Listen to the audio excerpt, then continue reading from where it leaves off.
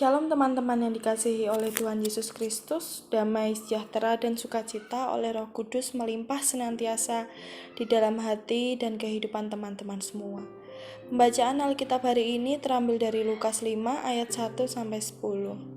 Teman-teman bisa membacanya secara pribadi dan kemudian melanjutkan renungan di dalam video ini. Saya akan membacakan ayat yang ketiga sampai yang keenam. Lukas 5 ayat 3-6.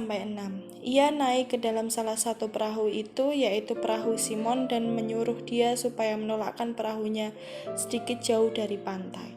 Lalu ia duduk dan mengajar banyak orang dari atas perahu. Setelah selesai berbicara, dia berkata kepada Simon, "Bertolaklah ke tempat yang dalam dan tebarkanlah jalamu untuk menangkap ikan." Simon menjawab, "Guru, telah sepanjang malam kami bekerja keras dan kami tidak menangkap apa-apa. Tetapi karena engkau menyuruhnya, aku akan menebarkan jala juga."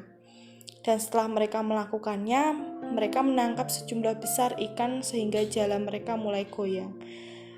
Teman-teman yang dikasihi Tuhan, kisah dalam Lukas 5 ayat 1 sampai yang ke-10 merupakan peristiwa panggilan Simon Petrus untuk melayani Tuhan. Namun dari kisah ini juga ada hal yang sangat berharga dari firman Tuhan yang berbicara untuk setiap kita yang rindu agar bisnis dan pekerjaan kita diberkati oleh Tuhan. Mari kita perhatikan beberapa hal pokok dari kisah di dalam ayat-ayat ini. Yang pertama, Tuhan Yesus naik ke dalam perahu Simon Petrus. Yang kedua, Tuhan Yesus memakai perahu Simon untuk mengajar orang banyak. Yang ketiga, Tuhan Yesus menyuruh Simon bertolak ke tempat yang lebih dalam dan menebarkan jalannya. Yang keempat, Simon dan teman-teman menangkap banyak ikan. Dan yang kelima, Simon merasa tidak layak dan mengakui dirinya sebagai orang berdosa. Teman-teman yang dikasihi Tuhan, Simon dan teman-teman sesama nelayan sudah sepanjang malam mencari ikan, tapi tidak mendapatkan seekor pun. Bisnis atau pekerjaan Simon adalah sebagai nelayan atau penjala ikan.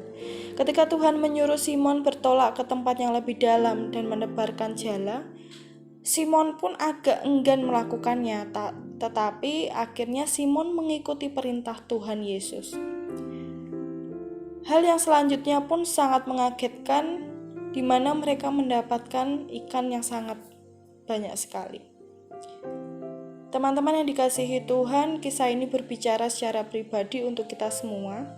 Bagaimana sikap kita di dalam melakukan sebuah bisnis atau pekerjaan yang akan kita jalani. Seringkali kita memisahkan antara kehidupan rohani dengan kehidupan bisnis atau pekerjaan kita. Ada orang yang mengatakan bahwa bisnis adalah bisnis, bukan pekerjaan Tuhan, bukan urusan Tuhan. Masih banyak orang yang menganggap urusan rohani berbeda dengan urusan bisnis, dan keduanya mungkin tidak berkesinambungan.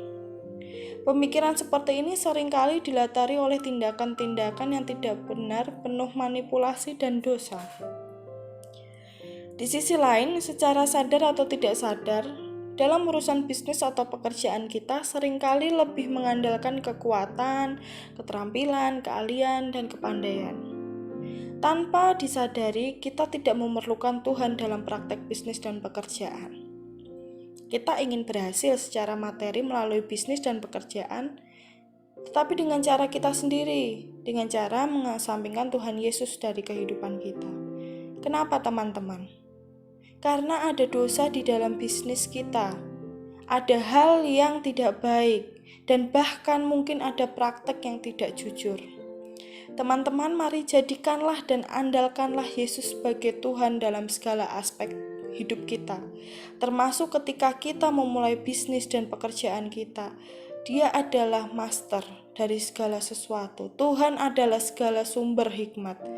Mari teman-teman, buka hati kita dan terima firman Tuhan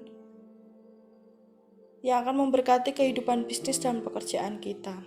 Jangan hanya sekedar diberkati secara materi saja, tapi bisnis dan pekerjaan kita hendaknya menjadi berkat bagi diri kita dan bagi banyak orang.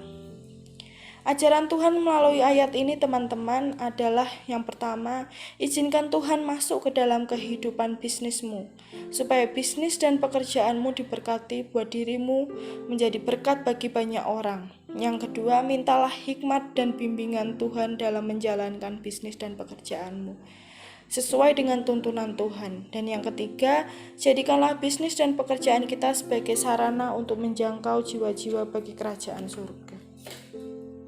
Ketika kita izinkan Tuhan Yesus masuk ke dalam kehidupan kita, teman-teman, percayalah di situ akan ada mukjizat yang terjadi, ada kuasa Tuhan yang akan dinyatakan di dalam hidup kita. Tetap andalkan Tuhan, apapun yang terjadi, Tuhan Yesus memberkati kita semua. Mari kita bersatu di dalam doa. Bapakku yang di surga, pada kesempatan kali ini Bapa, kami datang untuk menyembah-Mu. Ajari kami untuk senantiasa mengandalkan Engkau di dalam segala usaha kami, segala aktivitas kami, bahkan situasi apapun di dalam hidup kami.